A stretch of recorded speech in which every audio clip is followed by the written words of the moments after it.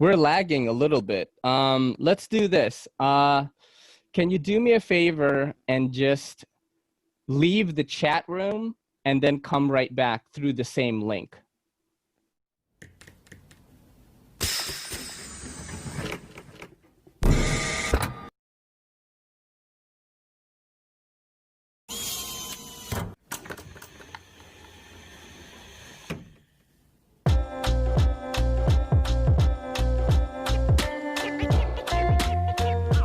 So let's fucking start it over again because that was really fucked up, right? All right, sounds good.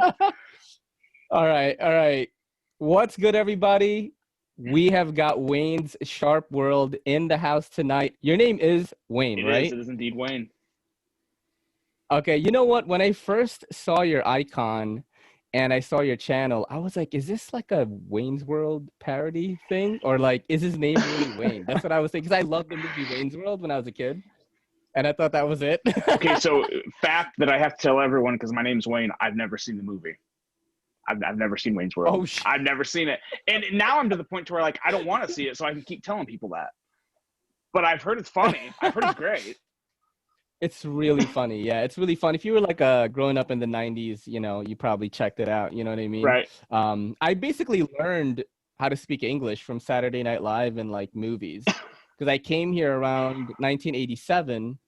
And although I spoke English already, you know, I had an accent. I sounded like the boxer Manny Pacquiao. And I was like, you know, I was still learning English. And I learned English through watching Saturday Night Live and movies. So Wayne's World was one of the movies I, you know, took catchphrases from all the time. Nice. So that's what I thought. I thought that you were kind of doing a parody of the movie, but your name is Wayne. It is. Is this the first time doing a face reveal on YouTube? It is, and I wasn't trying to hide anything, you know. So shortly after I had I had a friend from high school drop my logo for me. She's an artist and she does stuff for all sorts of places. So I liked her style. I wanted to get something from her, so I had her draw me up some stuff, and she came up with that, and I thought, okay, this is great. I love it, by the way. Oh, thank you, thank you. I love it. I'm a huge. I like it so much more. Like I was blown away when I saw it, but then I looked at it more and I thought, God, I really hope people aren't think I'm trying to pull some Nick Shabazz stuff to where I'm like trying to copy him. I was like, that was not my plan at all. So if anyone thinks that was not the case, I just Wayne's World, Wayne Sharp World, a knife face world, we got it. And then I was like, oh, I hope they don't think I'm pulling a Shabazz, because I was not doing that. Oh, because you weren't doing face reveals. You know, that's one thing that I think is becoming like kind of obsolete with the new with the fresh blood, rather, you know, of knife YouTubers. You've got all these younger folks, and I've been saying this for a long time because I come from the class of knife YouTube. My colleagues were like JT's Knife Life, Stasa23, Love Them Knives, Patty's Potato Peelers. So I was in that class. Those guys are huge now. And, you know, like JT never really did face reveals. Stasa didn't do it for a little bit. Now they kind of do. But people like Everyday Minimalist, I don't know if you've ever heard of him. Yeah. He does a lot of B-roll and a lot of, you know, growing super fast, does a lot of face talking head kind of stuff. Even Lindy Lou, I don't know if you've ever checked out her new channel. Lindy Lou is a modder with her boyfriend, Richie B, on Instagram. She has a new channel called The Nice Meow. She does like a vlog style thing. Ooh. And then she like anodizes stuff. I have to check that out. Cool channel, Lindy dude. Very cool couple too. I did a podcast with them. That's kind of like what I've been doing with this podcast is, you know, people that I find interesting in the knife community, I just want to give them a platform to, you know, basically introduce them to my audience. And I like your stuff, man. One of the things that I love about your channel, thumbnails, bro. Thumbnails on point.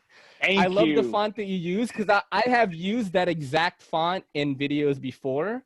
I love that font, and it's very uniform, very clean. I actually need to up my thumbnail game. And I wanted to ask you, your videos have a lot of views, and I was wondering what your strategy is with posting videos. Do you just post frequently? Do you use certain tags? Are you doing something like, you know, kind of different, like, or are you just posting? So I'll tell you exactly what I'm doing, because to be honest, I don't So I'm still so new. Like my channel came in, I think around May. I've even lost track at this point. I think it was May. I think it was May or very early June. And all I do is I do basically almost everything from my phone. And I use hashtags. Same. Use hashtags. Use a simple title. So I stop and look, like when I was looking something up on YouTube, on YouTube, what would I search? And I would search the knife name, review, or best this, best that.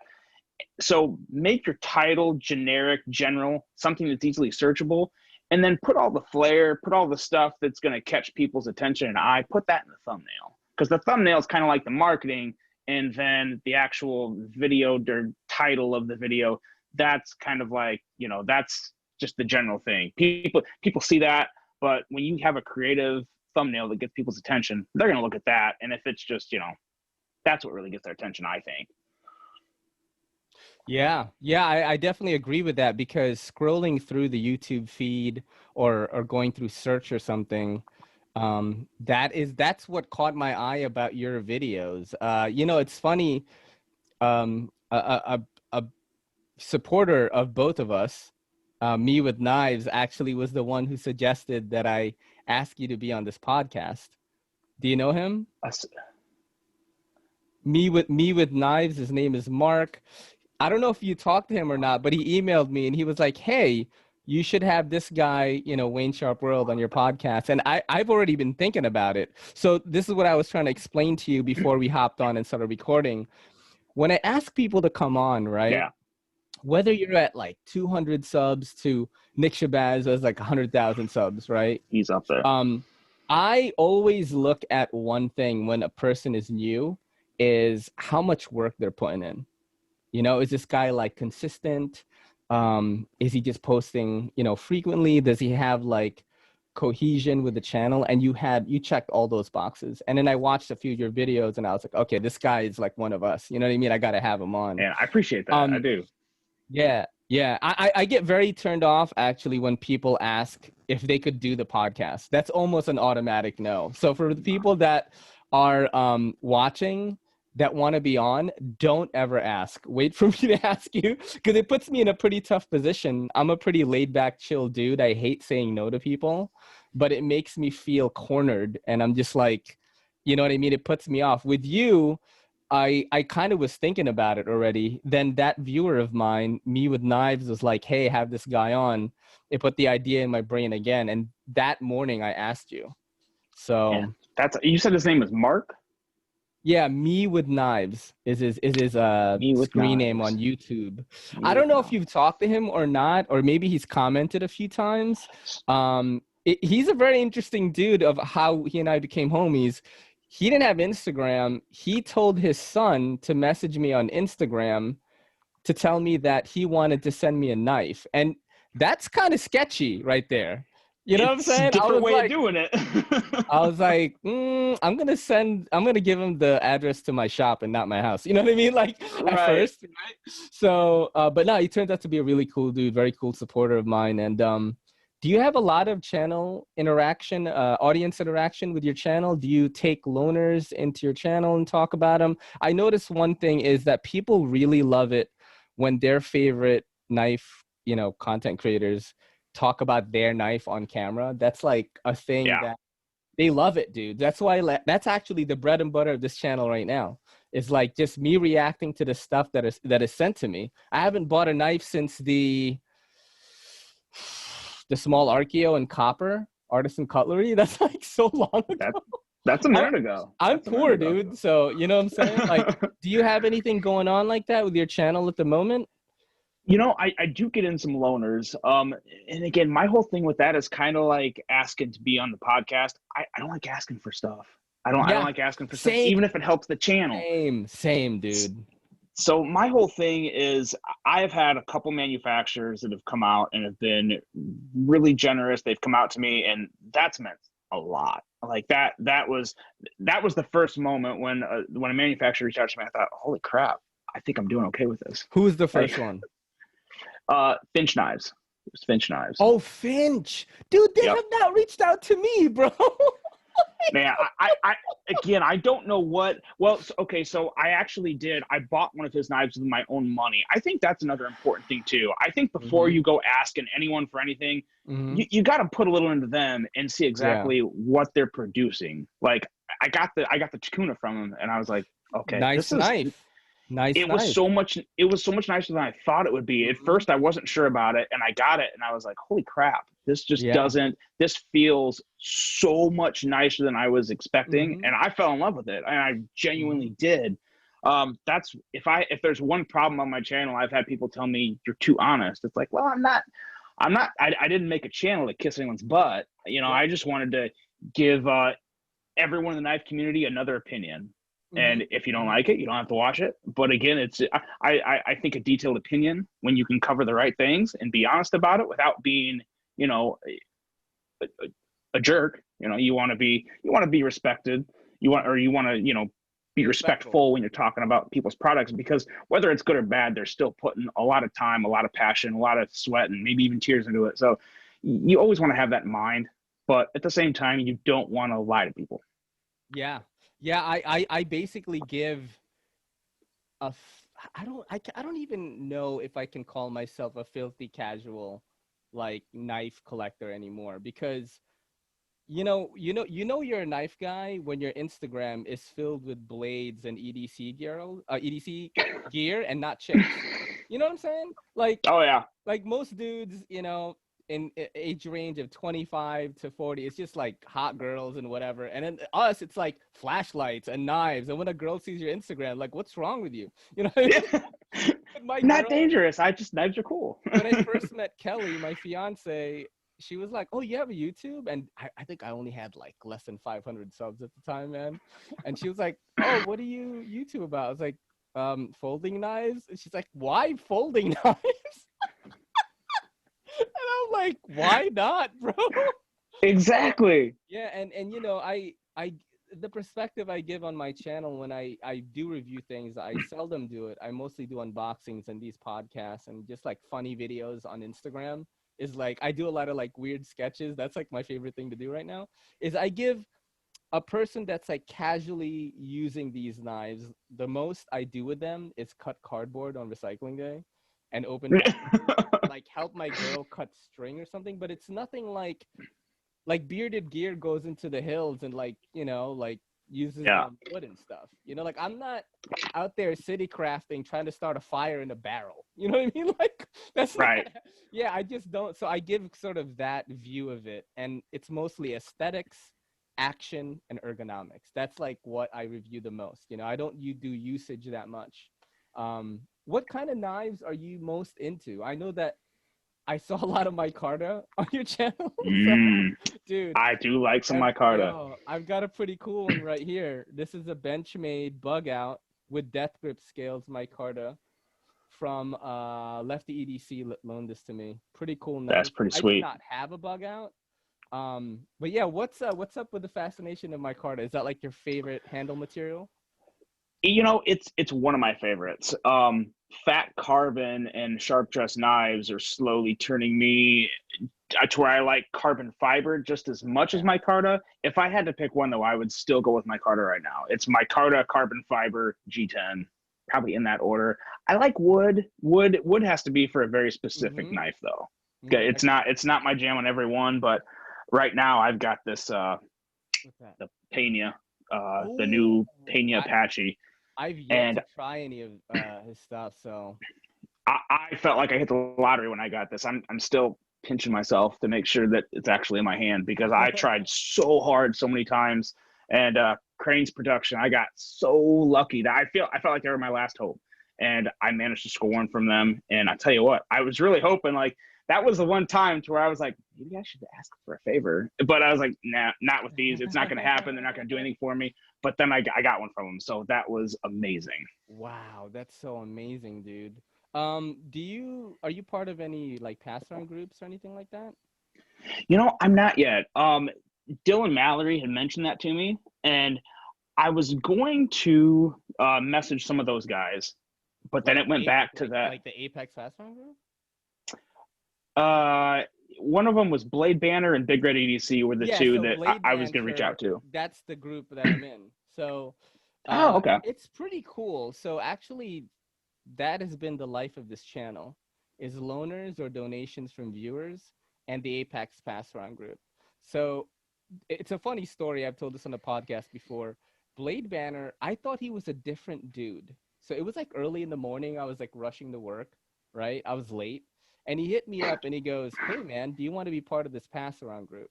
And I thought he was this other guy, not Blade Banner. And I was like, oh boy, like what's going to happen? I was being all elitist in my head because I was rushing, right? Mhm. And then, you know, I was like, oh, you know, yeah, I'll be part of it. You know, I want to keep it kind of like, I don't want to review clones or anything like that. Like I was like saying those kind of things. And then, Same, yeah. yeah. And then Blade Banner was like, oh, these are the knife companies we work with. And he sent me a list. It was like Kunwu Knives, fucking Kaiser, like all these cool, That's like Benchmade, VDK. Like, I'm like, what the hell? So I was like, that's awesome. and then I realized it was Blade Banner. And then I was like, yeah, yes, please let me be in it.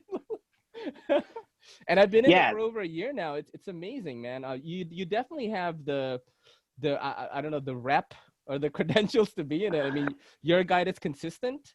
You know, you can tell that you're very passionate about the hobby. So we're always looking for newer folks. You know.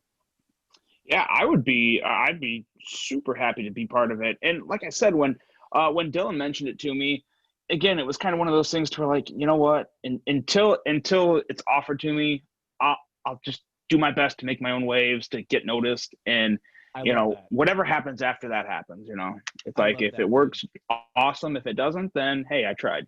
So. Yeah, I love that, man. And you know what? It definitely shows in your work ethic on your channel. How often do you post a week? So my biggest hurdle with posting is I don't want to get too deep into my job outside of my day Hmm. job, but I'm a traveling engineer, and so I can literally be home for a week or two. With COVID, I've been home a lot more, so it's really helped the channel grow. But when if we were in a world without COVID, I would be on the road probably 2 to 3 weeks at a time. One then also being home for a week, maybe 2 weeks at a time. So right now, it's kind of right now it's easy to balance because I'm going on the road for a week, then we have to go home and go stay home for a week. But now coming up here, I got a trip to Toronto, Canada, where I got to stay there for 2 weeks. So what I do when I'm home and I know I'm going to be home for a week, I like to try and keep my posts fresh to where like I make them that day and I post them that day. So if there's any current events or anything that's worth tying into the video, I like to bring out that day. But now when I have a 2 week road trip coming up and I'm going to Canada and I don't want to bring a bunch of knives with me across the border, Yeah. who knows what could happen. Hmm. So I try and build up enough videos now to where, as much as I would love to post daily, Yeah. I just, to keep the content fresh and rejuvenating, it's really hard to post every day. Yeah. I have all the respect in the world for Metal Complex. That guy's Oh, a dude. beast. I don't know how he does it, Dude, but the Mark I just Wahlberg of can't. knives, that guy is the master of multi-posting. Yeah, That I don't guy know how is, he does that. yeah. It's insanely impressive. So what I'm Hmm. trying to do now is to just keep it to every other day, and absolutely worst case, um, once every 3 days. But I'm trying to go Hmm. like post, no post, post, no Hmm. post. Yeah. Trying hard to do that. You know, the Trying to thing hit is, that. like, everyone's YouTube journey is different, man. You know, and I am like, I am the biggest proof of that because all of my homies who I started with are coming pretty close to all being over 10,000, right? And Awesome. I'm only up to about 1,700 right now. I've only started to really impact right now, right? Where I think when I started doing the podcasts and people were like, yo, what is this? And there's so many people that enjoy long form content in this hobby, people that are like in a desk job, security guards, truck drivers, people that are working in a shop that need an hour long piece of content of like a knife person talking to another Mm, knife person. I don't think that was really present on YouTube. The Knife Junkies doing it up right now. Carlos EDC has a podcast, but no one was kind of doing it consistently with video like I was. And that's when things finally started to change. Dude, I was doing videos that were so heavily edited that people loved. right? That people absolutely loved, but like wasn't reaching the amount of people that I thought it would be reaching. And now I do less editing, and I concentrate more on like my personality in the channel. And you know, people gravitate towards it, man. It's like I was saying, like everyone's YouTube journey is different. You take a look at people like Bearded Gear EDC, and it's just like is do you know Jake Bearded Gear? Yes, yeah, I follow him. Yeah, Yeah, awesome. he's a good one. He's a Yeah, good one. awesome dude. Putting in a lot of work, and it's just, you know, numbers are skyrocketing. Neves Knives, when I found them, I was the first person to comment on their video. They were like at less than 200 subs. Now they're bigger than me. You know what I mean? And when was that? When did they start? Long time ago. I want to say long time ago, man. I knew it right away, though. This is a thing. I've said this before. I have an eye for this shit, man, and I just know the people like you, for example. I was like, I see the work ethic. I see the cohesion in the channel. This guy is one of us, like a knife, like YouTuber. You know what I mean? Same thing with Neves Knives. Thanks, they had something special. I was like, your chemistry with Kara and Jared. I was like, you guys, something's gonna happen there, right? And it did. Oh yeah. That's exactly why people tune into their stuff. You could tell how they feel about each other, how much they love this hobby, and it's like it just shows in the videos. And I knew, man, I knew. I was the first commenter on on any of their videos. It was crazy, you know. That's awesome. That's pretty awesome. Dude. What have you been carrying a lot recently? Like, what's kind of your thing right now? Well, right now this Apache is really it's a hard to get knife. It's an expensive knife, but I'm gonna carry it. Ah, that BRS. I see that BRS. I got a BRS Nomad that I am a very big fan of. Dude, somebody gave this to me and I almost started crying, bro. Like, this guy, like Winchester Inc., right? He was like, hey, let's trade for it. And I'm like, okay.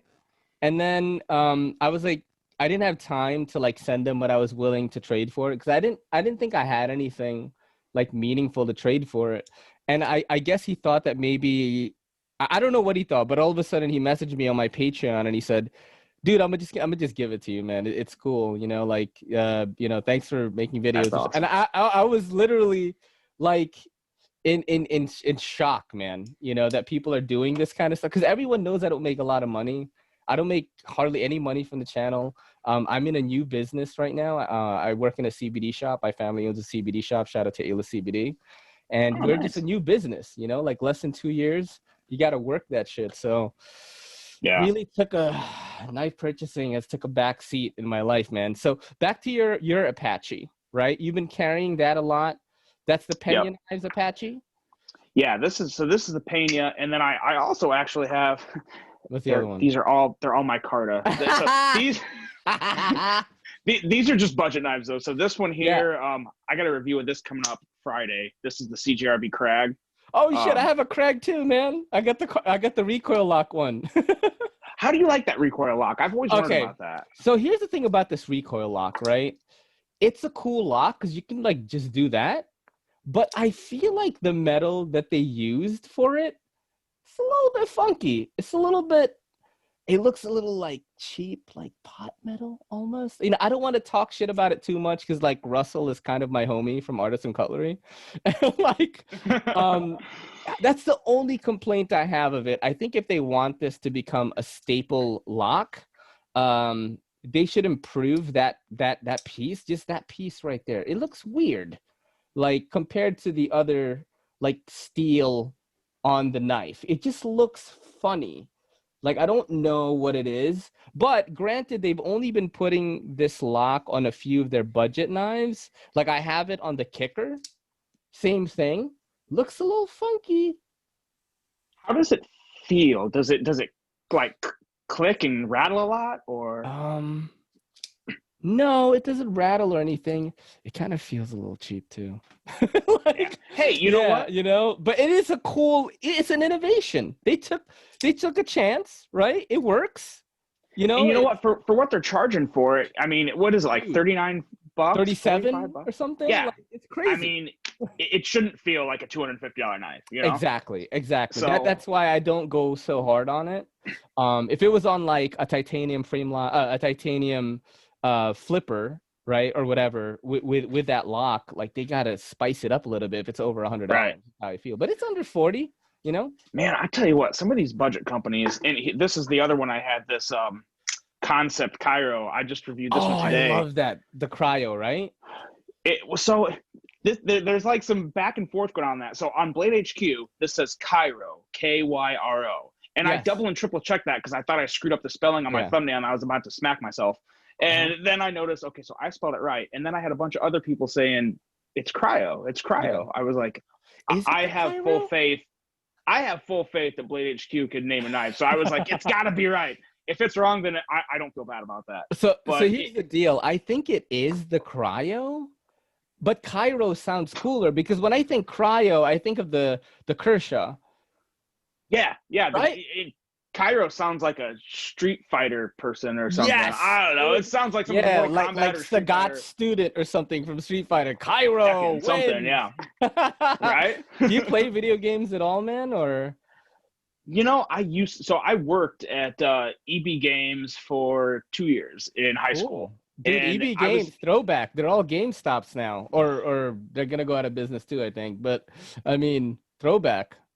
It was, you know, it was fun, and I still like my brothers play video games, and I'm to the point to where I like watching them play to just laugh at them get mad when they get like that. To me, that's just as humorous as playing the game.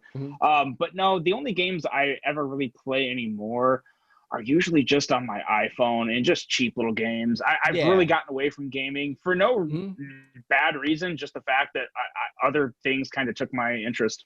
Yes, I'm the same way. My problem is I have so many interests, right? Like I love the knife hobby. That's the first thing that I think about when I wake up. What kind of content am I going to make today? How am I going to make people laugh on Instagram Reels? I've been doing these like really silly like sketches on Instagram Reels, which is a kind of like TikTok feature on Instagram. And like, you know, I did one about the Kunwu Knives banter. And like Ben reshared it, like both videos that I made, and they got like over 10,000 views. And I'm just, and it was just me being silly. Like it was me opening the knife, and then you hear Ben's voice in the background say, "What is up, guys?" And then it's like a montage. It becomes a montage of like his famous interviews in knife banter, like the one with Epic Snuggle Bunny, with Nick Shabazz. Oh, yep. And it has like a sad song playing in the back of it. And then the end of the video is me like fake crying with like animated tears. And like people love the video because no one is doing that kind of stuff in knife, like, you know, in the knife world. Oh no, it's creative. It's creative and engaging. And that's what I like really love doing right now. And I don't know where I was going with this. I have ADHD. What were we talking about before this? I was working at EB Games. EB Games. Oh, the Cairo. Yes. Okay. Cairo, Creo. Yeah. Okay. So yeah. What were you gonna say about it? Just the fact that it's outside of that. I wish it had a better micarta. It's phenomenal. The like action's on point. It's fidgety. I'm a huge fan. This is like the perfect size knife for me. Like 3.5-inch blade, little maybe a hair over. Perfect feeling scales. I really couldn't like this more. There's a little bit of a hot spot on the clip, but it lands right on one of the calluses of my hand, so it doesn't bother me at all. Right. No, I'm a big fan. I like this a lot. I'm looking forward to seeing more from Concept. The Cairo, I'm gonna call it Cairo with you, right? The Cairo that I got to check out was the mini, and also the regular size one, but in titanium. So my take on it was the mini was so smooth, so much smoother than the full size one. And this came through the ranks of the Apex Pass Around group. So other reviewers that I talked to said the same thing, that the mini was smoother. I never got to check out the micarta one. I would have loved to check that one out instead, you know? This one actually, I grabbed this off Blade HQ last week when it first came out. How much is it? Yeah, $56. What? What's the steal on that? D2. Oh, so wow, that's so smart of them. Oh yeah, they kind of do what like Kaiser does with their Vanguard line. They take a popular model from their upper echelon premium material, S35 carbon, whatever, and they throw on D2. And Yeah. but see, now these budget knives, they're getting micarta, and I am Yeah. a fan of that. Dude, That's budget awesome. knives right now are like, what? Like when I first came into the hobby, I'm not even that far into Oh, it. yeah. I want to say like maybe 4 or 5 years in, 4.5 years. And even back then, right? Like there was no Civivis. There was no, like, you know, you're getting Kershaws and CRKTs, and like, you know, we love them and all that. But now it's like you've got Civivi, you've got CJRB. Now with Cancept doing that at 50, what is it, 52 you said? $56. $56. Wow. But so let me build on that real quick with these budget lines, because a company that I've never disliked them. I've had one of their knives for a long time, but I always thought they just made way too many models. I was like, how do they even sell these knives? But Kaiser. Yeah. And now Kaiser is coming out with these budget models anywhere from 50 to 75, $80. Even that sheepdog they just came out with through Blade HQ with micarta and BD1N, which is a pretty good steel. It's better than D2 in my opinion. $90. So you got knives from you know, 55 to $90 with micarta, and they don't even have D2. They got 154 CM or N690. Oh, that Gemini that you reviewed recently. Yeah. How much was that? Yeah. 67 that or was something? $75, I believe. Oh, $75. So good. I've never had a Gemini. Everyone tells me it's awesome. It's definitely on my list of a knife that I want to have. And that one it interests me the most because it was always a hair like too much for me to spend on at the time. Like, but now with the micarta, and you said the micarta on that wasn't like as pronounced as you wanted, right? It was a little smooth, less grainy. You know, that micarta, the only thing that I wish I could have saw a little more on it was it's like it was pressed too hard. You didn't quite see the grain in the threads in the micarta. So, but at the same time, again, we're talking $75. Yeah. I guess you got to, everything's in perspective, right? You got to gauge it to the price points put at. You know, if this Pena knife was, you know, $50, $75, it wouldn't have this nice micarta. It wouldn't have, you know, the tolerances that it does. So you have to put everything within a certain scale. So for $75, I'm still not really knocking it. I actually like that $75 model a lot better than their premium model. That's like $150 the titanium or frame 60 lock something. one? Yeah. I've been shying away from titanium frame lock flippers more lately. I don't know what it is. Maybe I'm just tired of them. But There's just too many flavors out there, man. Yeah. There's too many flavors out there. And I've been feeling just I don't know. I've been liking like micarta and G10 a lot more. G10 is being done like so well. Ferrum Forge does a really good G10. What do you think about Civivi, man? Do you like Civivi? I love Civivi for a couple reasons. One, I wish they were around when I was 14 years old and with my first job, and I could actually afford to buy a badass looking knife. You know, they come out with their level of quality, and more than anything, you know, every knife I get, at some point I open it up and I clean it, lube it, kind of look at the insides.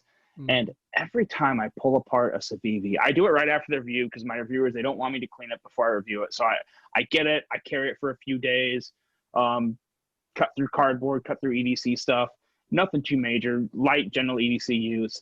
And then I post the video, and then the very next day I'm opening that up. And Civivis are always so clean inside. There's no dirt, there's no gunk, I've never had one that's dirty. And to me, that's just kind of crazy because I've got 10 years of like production management and nothing close to the knife industry, completely different type of production, but still, it's impossible to keep things clean during production. I mean, you got multiple people, you got dust going everywhere. How they keep their knives so clean on the inside through all the shipping and all the hands that touch it, it's impressive to me. It's pretty impressive. I'd love to see their facility sometime because it's got to be spotless. It's like We Knives transferred their quality completely to their budget line. Like, oh, they did. Absolutely. It's insane. So many features in Civivis, like weight reduction and things like that. Just all the features, man. Like on the Odium, the Ferrum Forge collab one, you've got everything on it. I have the mini Archbishop in my pocket right now. And the only thing that Ferrum Ford, well, I mean, I do think the Mini Archbishop is a little better. I've talked about this before. The only thing is the cutout for the pocket clip, like, isn't in the G10, like on this one. They both use recessed screws, but Oh, then but this that is goes just in the slapped G. right on top. That's like the Yeah. only, I lowered the marks for it just because of that. But in terms of the action, the ergonomics, the way the G10 feels, the contouring and everything is like almost the On same. point. Yeah, and it's like so much, Yep. cheaper. It's just crazy what these knives do. These budget knives. Back to the Cairo for a second. So Yeah. you know that Concept is like, I guess one of the big people over there is Kim Ning, who used to be a designer at Kaiser, and like Yeah. there was Yep. some kind of beef or something. Like I don't And know about it. I don't know about it that much. I keep talking about it like I do, and I always ask people if they know anything more than me.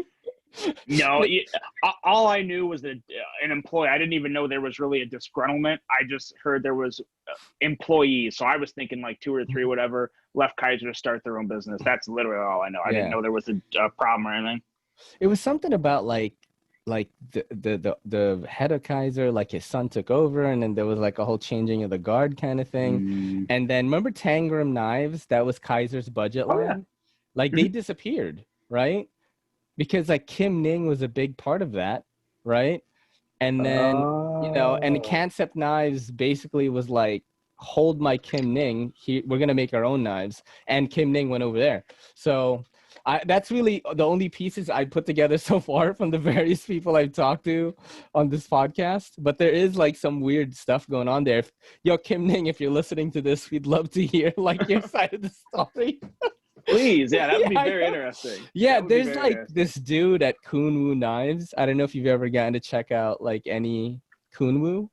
Have you ever gotten to check them No, out? I've never even heard of that, to be honest. All right, so I'm gonna show you a Cool. knife right now, dude, since we're doing a lot of show and tell here.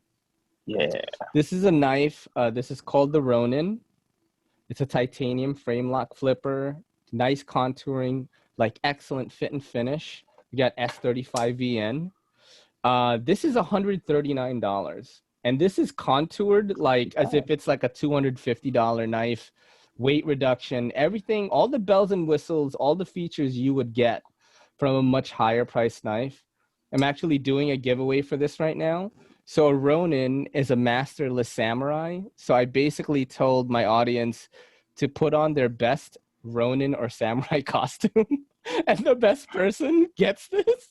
I'm gonna put the contest out on Twitter too. I have a lot of cosplayers on there, but just to like mix it up, like to have people, and a lot of people are entering, dude. Like somebody already sent me a video of them like with the it's called, I forgot what it's called. I think it's called like face swap or something. Like it's an app, and it's like this guy who has like clearly has a mustache on Uma Thurman's body in Kill Bill.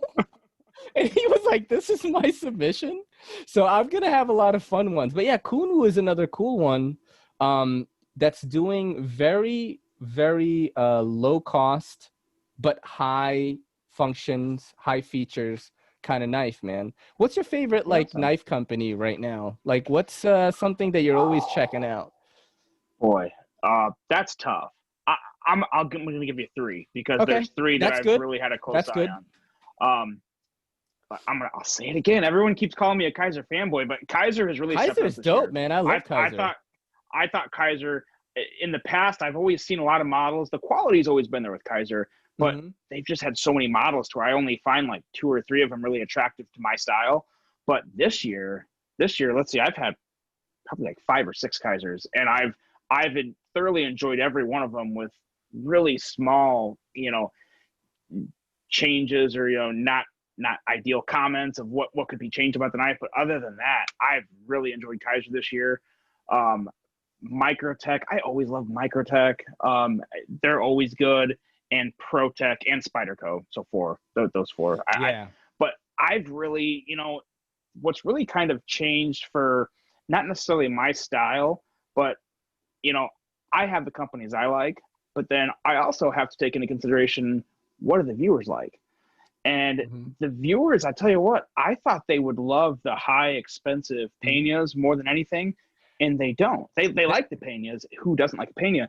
But I mean, a lot of them videos be hitting different though. Yes, anything under Right? $100. Anything under Dude, $100. Civivi videos are a grand slam no matter what it is. Yeah, Yeah. I found anything under $100 and good quality. You know, I'm not. Do I have a little bit of extra pride when I'm holding an American-made knife? Yeah, sure, but it's not changing my opinion of, if it's made in China, I love it. If it's made in America, I love it. You know, As I'm long as definitely it's more good. on, as long as it's good. As long as when I open up that box, I feel like I got my money's worth and I enjoy it. Those are my two things. Unless the company really comes over the top and does something crazy, which hasn't happened yet, so there's no point in talking about it. I've got no issues with where my knives come from, and I've really found that my liking is really spread like almost 50-50. If I go and look in my collection right now, I probably have very close to 50-50 American to Chinese. And I actually have more Chinese knives than I thought I did. Yeah, going back to Kaiser, when I talked to Lindy Liu and Richie B, who are stripping away anodizations on titanium, refinishing, bead blasting titanium all the time, they said that two companies that really stood out to them of having really good titanium to work with was Kaiser and Tucson. They said the internals of a Tucson knife just completely obliterate like what people are doing, like, and selling knives for a much higher price point. Like the machining and the quality of the metal is much easier to work with Kaiser and Tucson. And these are from people that are like anodizing, bead blasting. They're sanding the titanium to buff it and polish it, then putting the ano on. So these are people that are like actually like working on knives day in and day out. And those are the two companies they like the most. They worked on Chris Reeves, they worked on Hinderers, they worked on a bunch of other stuff. But they said those two is just a joy to work with. So to backtrack on the Kaiser, man, yeah, they've got good titanium apparently. Well, and I tell you what, Tucson's a company that they're new to me. I got my first Tucson in for the channel like a month ago, or maybe a little less than that. It's a TS 129, and it's a front flipper that I can Spidey flick. I love it. I really do love it. 29, is that? Do you have it on you or no? I can grab it real quick. Yeah. Okay. One quick second here. Yep.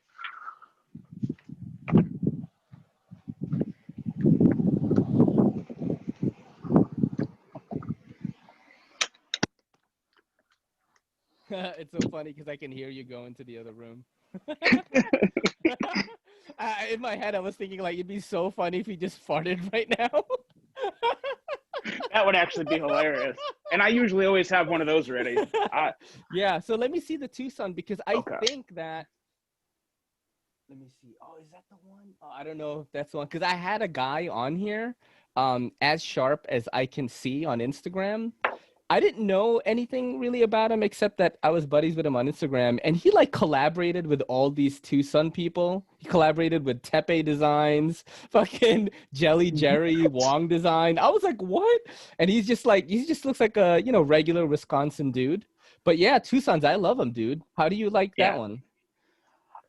So I was blown away. In all honesty, I was blown away by it. It feels, the best way I can put it is it feels like a ZT to me. Yeah. Okay. The build, it feels like a ZT. It has that tankish feel to it. Just solid from top to bottom. And I love the lines on this. It kind of reminds me of like even a little bit of a little Jesper Voxness in this. And a little bit.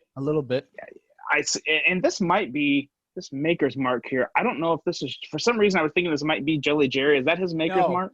Yeah, it's so funny. I'm glad that you showed me that. So that is Night Morning Designs maker's mark, and he is like the Batman of the knife designers. Like no one knows who he is. He's like never shown his face. Whenever he does like videos, his nails are like super long and he's like showing the knife. And I'm like, who is this guy?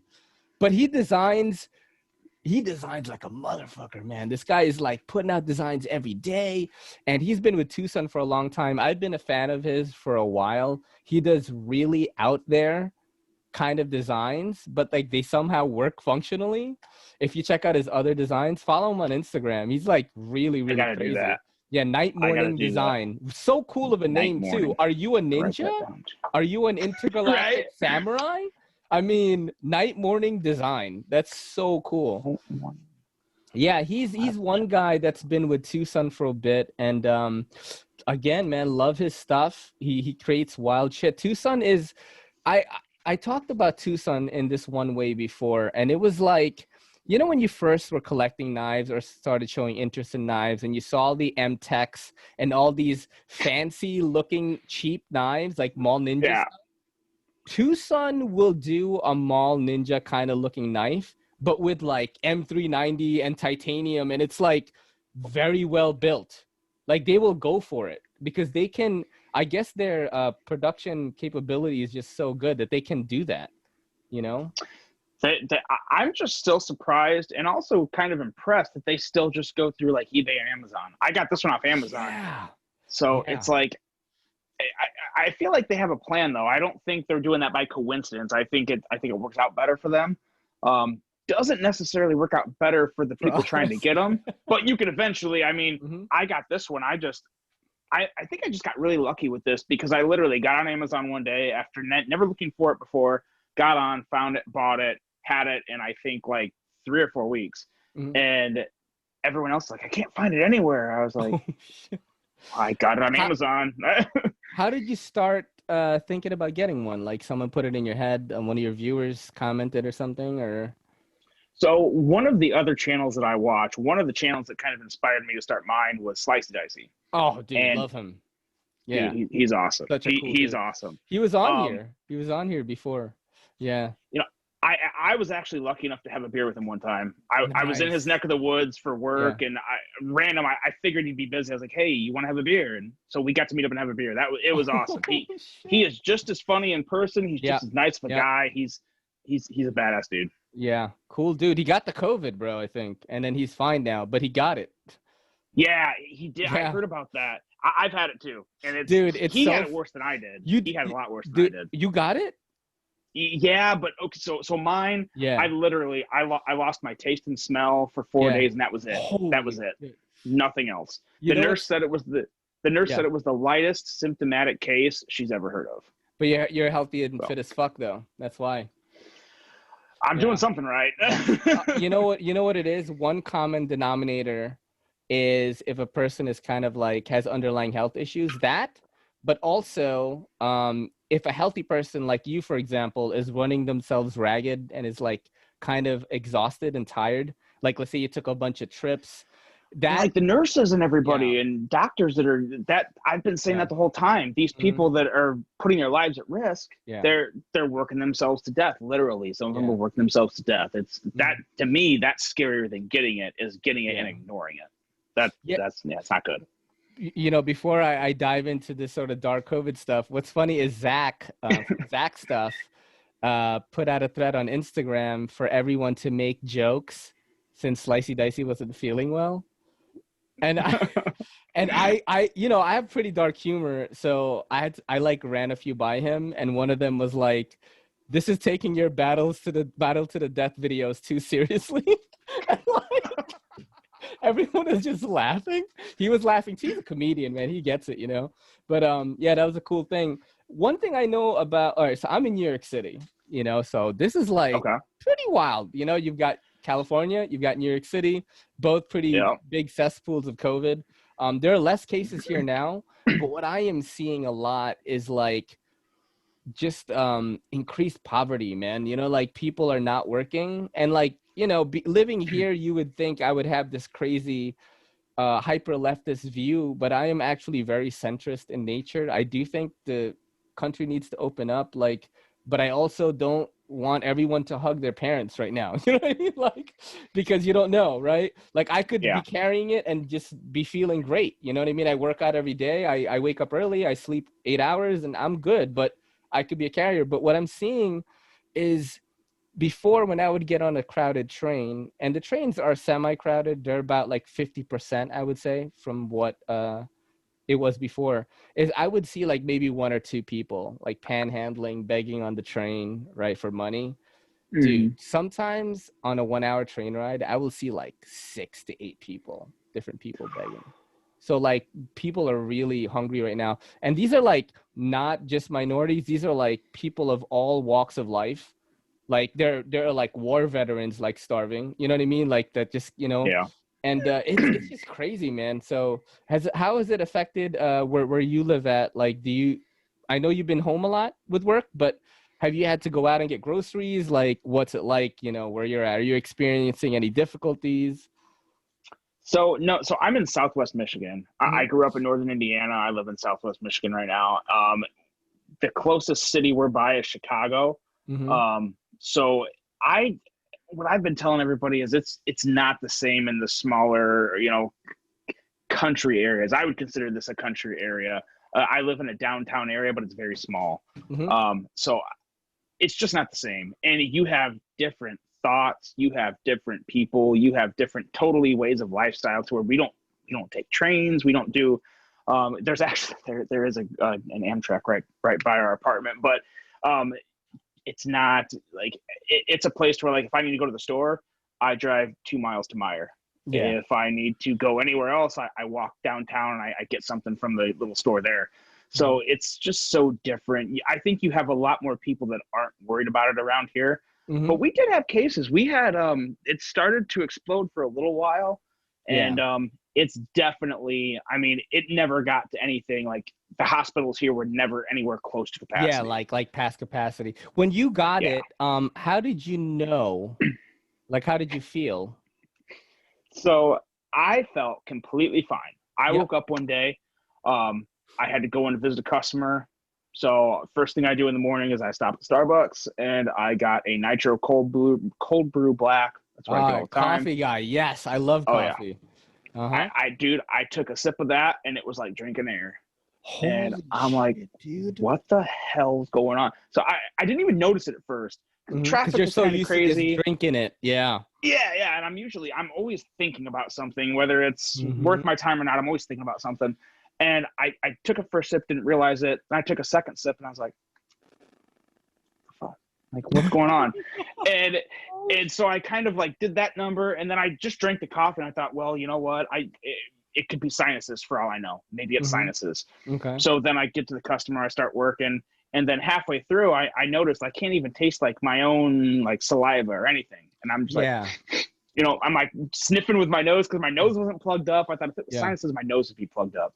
So then I got lunch and I got poke. I love poke, and Yeah. Yeah. it had Again, those wasabi poke and bowls, yo. everything. Oh, that wasabi, you're gonna have to a little bit of You yeah. taste it, right? Hmm. So all I could get was like on the sides of my tongue in here, I had just a little bit of flavor, and everything else was just gone. And I thought, holy crap! That was when it hit me. I was like, crap.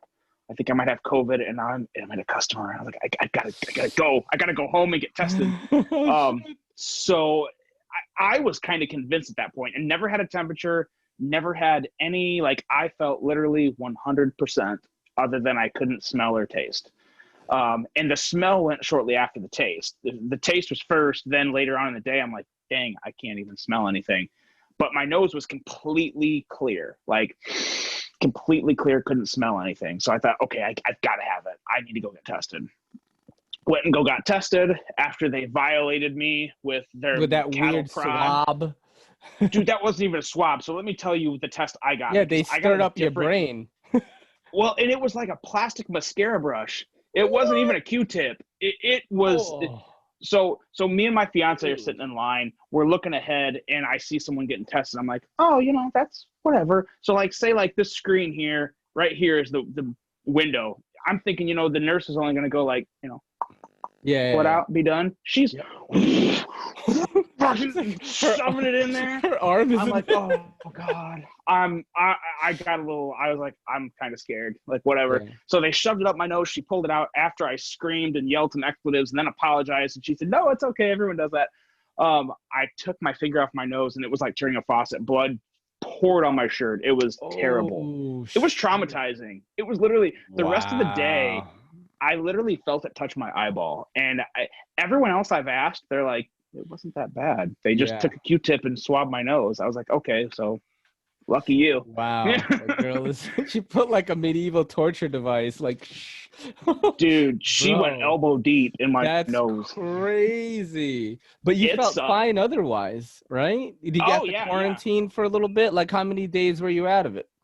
So me and my fiance, she didn't, after she saw me get tested, she was like, I'm not getting tested. I'm just going to say I have it and quarantine with you.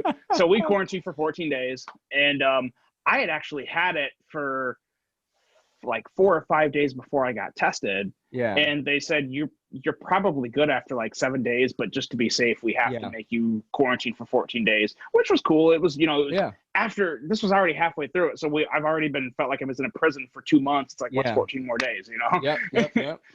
So after I got it and after I, got over it, I felt like I never really had it, but whatever. So at that point, after I got over that, everything's been like, I haven't worried about it at all.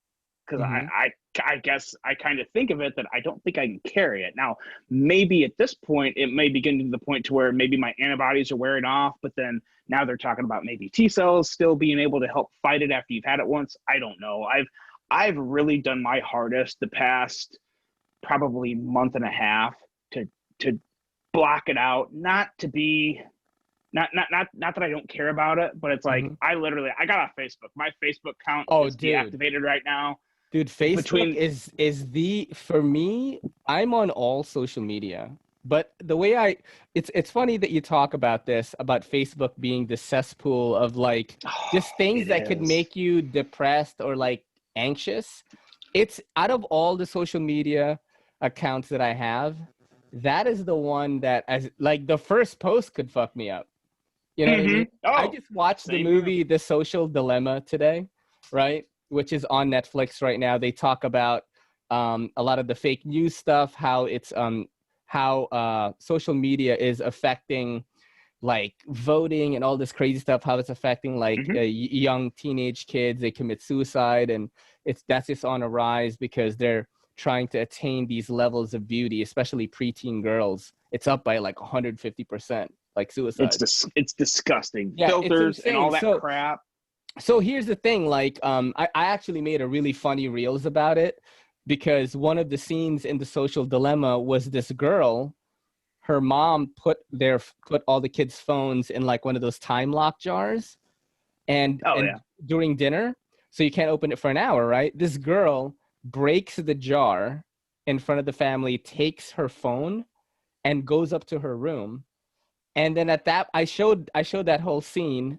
And then at that point, I pretended to be the girl and just like looking at my phone, and I just threw a slipper in my face, right? Because I'm like, if that was my household, I would have gotten smacked upside the head, and that would never happen.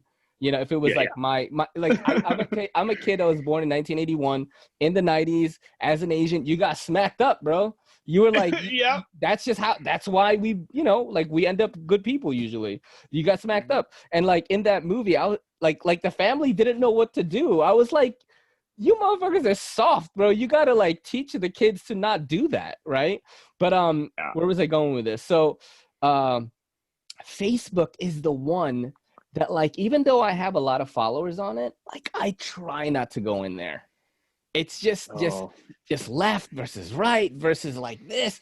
You're supposed to do this. Buy this shoe. I'm like, all right, I'm out. I'm just gonna look at knives on Instagram. You know what I And mean? that's what I did. Yeah. I deactivated my account, and the Mhm. moment I did that, at first it was like fighting an addiction, and I've never been addicted to anything. Like I've never had a problem. So you Like were on I've never. Facebook a lot? Oh, I was on Facebook all the time, Are and it you in wasn't knife even. groups, or like what are you doing on there? So my Facebook for the most part was just like friends, family, travels, whatnot. I kind of kept that with just family and friends. I was in a couple knife groups and I enjoyed them, but it wasn't my whole knife endeavor. That actually didn't get super serious with like my videos and everything. I was posting videos at that point, but I didn't even tell anyone on Facebook because Facebook was basically family, friends, high school people. It's like I didn't want anyone that I didn't want friends or family to know I was doing this. I wanted to grow my channel with peer enthusiasts and fans and people Yeah. that enjoy the Yeah. content. I don't want someone to subscribe to me just because I'm their son or brother or sister or friend, whatever. Dude, we I did the want same thing. You and I want to. basically did the same thing. It's worked out great. And Mm-hmm. as soon as I hit 1,000 subs, I'm at like 948, 49 subs right now. When I get to 1,000, maybe I'll tell other people. But my goal was to get to 1,000 on my own. The best I could. I mean, I obviously, like, my fiance subscribed to me. She knew I was doing it, so she obviously subscribed to me, and that was okay. That was okay. Yeah. But I didn't want to tell anybody. And my dad's birthday is October 11th, and I'm hoping to surprise him to say, "Hey, I got a part-time job. I'm a monetized YouTuber now." That's at kind of 1,000. Yeah. I thought that would be cool. But 1,000 for a lot of reasons, but more than anything, just it's really been a good way to occupy my time, to not totally be consumed with work, with something I love. So lately, between knives and photography, I've been a happy guy. And the gyms are open back up. So the thing is, like, yeah, man, if you've got like fitness and photography and content creation, that's like the thing. So with my, I guess where I'm at with this knife journey or whatever is like, I just like creating content about knives. Like, I wouldn't necessarily say that I am this hardcore, like, spec heavy guy. Like, my reviews are like I said, aesthetics, ergos, action. That's all I talk about. But I love creating content about knives and EDC gear. That's like my favorite thing to do. And like, it's one of the, like, the healthier obsessions or hobbies that I have is like creating content. I get to be creative and I get to connect with people, right? So making videos, man, it's a good thing. Like, if it becomes a side hustle eventually, that'd be great. Like, I do Patreon with my girl now, like, every week. So people pay monthly for that. And I do an extra hour podcast a week. My girl and I, like, watch like stupid videos and react to them. And I give people access to Netflix watch parties. You ever did anything like that? So, I haven't yet, no. So I'm trying to do this wacky thing again, like, in the knife community, where, like, I'm a big movie person. I love watching movies. I review movies on an app called Letterboxd, and that's another kind of social media app that's just for reviewing movies. That's it. Pretty cool, because what happens is, like, let's say, like, I love horror, right? So, like, say you look up Hereditary, the movie, it also shows you which streaming platforms it's showing on. Like, if it's Amazon or Netflix, like, it'll show you, and you could click on it and it'll take you right there. And basically people could follow you on it, and your diary is the movies you watch for the month. I've already watched like 20 movies this month. It's like insane. But that's pretty cool. Pretty cool. That's different. So, like, the Netflix watch party is, if you have a computer and I set up a chat room or whatever, everyone who's in that chat room, the movie is synced up at the same time. So, like, it's like we're watching a movie together, like in a movie, like, theater. Like, we could chat, like, so I want to do that with my audience, because I'm pretty close with the people that watch me. So that would be a cool thing to do that's different from what everyone else is doing. So that's what I do with my Patreon. You get access to that and stuff. So that's something you could think about doing, man, because you should have merch, bro. Your icon is, like, so dope. So it's coming. Oh, snap. It's coming. It is coming. Dude, I love it. I love it, man. You actually, like, I still need an official logo, bro. Like, I don't have one yet. I kind of have one that I use right now, but I don't have a person yet. Like, I'm one of those people that don't know how to approach people. And also, like, people have, like, I always make this example. So, like, I put out, like, a call to action, like, hey, if you know anyone that's a logo designer or whatever. And this dude, sweet guy, I forgot his name.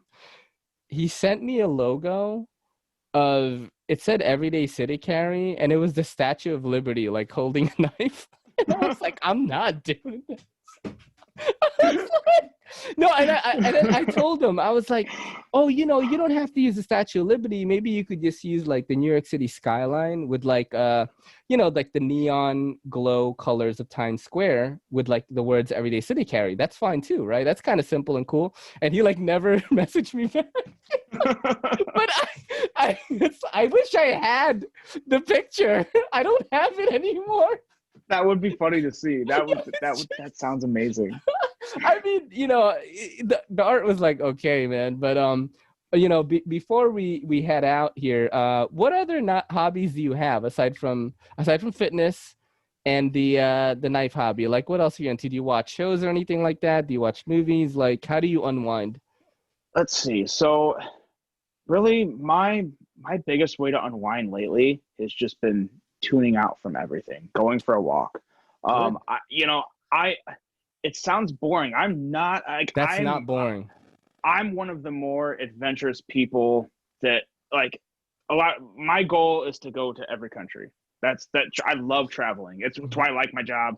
It sends me around the world sometimes, usually just stay within North America, but traveling is always it. And more than getting out in the nature, I'm really big into Mhm. hiking. I have a sister who lives in Montana. I was just there last week with her.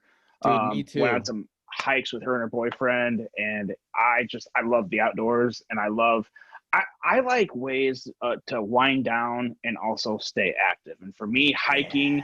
hiking and photography are the two biggest ones. Photography is taking a back seat for the first half of this year because I have had a whirlwind of a year. Um, COVID's just been a very small part of it. I I had to change careers at the beginning of this year. I got engaged in May of this year. So many amazing and crazy things have happened. Like I can't believe it's September already, and it's just about I October. That's know. insane. Dude, It doesn't time make is sense. passing so fast. I swear I just turned 39 like yesterday, and I'm gonna be 40 in like January. And I'm like, Man, I need your secret because I'm 33 and I thought you were younger than me. you're thank you're you. you're doing something right. Definitely a genetic thing because my brother is 47 and he looks super young. He's on American Ninja Warrior, by the way. I always say this, and he's like No, this dude. American He's tour. so shredded, and 47 years old, has two kids, works like multiple jobs, like financial analyst. He trains Ninja Warrior gyms and stuff like that. Dude, Yeah, more power to him. yeah, dude. He had a brain tumor too. They told him he was never gonna walk again. And the dude is Holy, like one of the fittest people I know. So kind of crazy, kind of a crazy story. But yeah, that's that's that's pretty why awesome. like in my like last year I was like I'm gonna get fit, man, because when I'm like 40 something I want to look like my brother. You know what I mean? So he's the Dude, blueprint that's pretty badass. much. Yeah, I think you know what it is. Like it's so funny I say this. I think that I am too vain to not be into fitness. Like because I don't want to lose this, dude. I don't want to fucking like you know what I mean? Once you get Yo, hooked, I it flips a cannot switch stop. somewhere inside you, man. I cannot stop. Like people tell me like you could like I eat clean. Like I bring lunch every day where I work, right? And like people are like, why do you eat that? It's like hard boiled eggs and like brown rice. It's This like is protein and carbs. yeah, I'm like, and like chicken, it's like ground beef and peas and some broccoli or whatever and a hard-boiled egg and brown rice. You're eating the same shit every day, right? And I'm like, yeah, but it takes work to do it. You know what I'm saying? To do this. And like I'm addicted to Yep. whatever this is doing. Like I feel good. Um, dude, it's been really cool to have you on, man. Is there anything that you would like to promote to the folks that are watching? Tell them where they can follow you on Instagram and YouTube. Yeah. So you can find me. Everything is just Wayne Sharp World. YouTube, Instagram, even my email. If anyone ever wants, if you have a unique piece that you want to send me, I consider taking a look at it. But everything is literally just Wayne Sharp World and WayneSharpWorld at gmail.com. And that's pretty much all I got right now. This has been really fun. Dude, Dude, thank you amazing. so much for having me on. This has been a lot. I had no idea what to expect. I wasn't nervous, but Yeah. I was like, I don't know how the hell this is gonna go. So you've Like never watched any of the podcasts before? I've watched some with you. I've watched yours, but I've never actually had the feeling of going on to one. I'm like, Yeah. wait, because we didn't have a script. There was no questions. I was Right. like, Yeah. You what's know gonna what? happen with this? When you told me like, oh, do you want to talk about any topics? I'm like, no, I just do this off the dome. It sounds better, right? It's like I want it to feel like two knife and or EDC people just having a conversation, kind of replicate what it feels to have an exchange of dialogue with someone at Blade Show or something almost.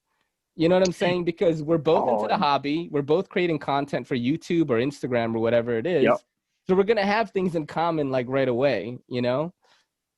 And at Blade Show, I really hope, I know it's kind of hard to get there. I've never been to Blade Show. Next year, I am going to do whatever I can to make it to Blade Show, because I've always wanted to go. And I feel like now I kind of have to go. I got to find a way to get there. I want to get there, man. I told, look, Benchmade, Kaiser, dude, Medford, whatever, any company, I will get in a bikini top and pass your knives out and flyers at Blade Show. Just fly me over there, get me in a hotel, and you know what I'm saying? I'll be right next to Melissa Backwoods. We'll both be in bikini top. No, I'm just kidding. There you go. I won't wear a bikini, but I'll be your entourage or something. You don't want to see my ass in a bikini. Believe me. I wouldn't subject anyone to that. Oh man, dude, thank you so much for being on, man. It was a pleasure. If you ever have anything you would like to promote, like, you know, if you hit a milestone on YouTube, you want to come back on when you hit 1,000 or something like that, or if you just land some cool gig or whatever it is you want to do, you're always welcome to be on here. It was a pleasure having you on. Everybody, please follow Wayne's Sharp World on Instagram and YouTube. If you have any cool stuff to send him, hit him up on Gmail, waynesharpworld@gmail.com. This is your boy in the NYC. It's me, Ray, and this is the EDCCP saying peace. Yo, don't forget to hit that subscribe button, and don't forget to hit that bell icon so we can squad up in the comments.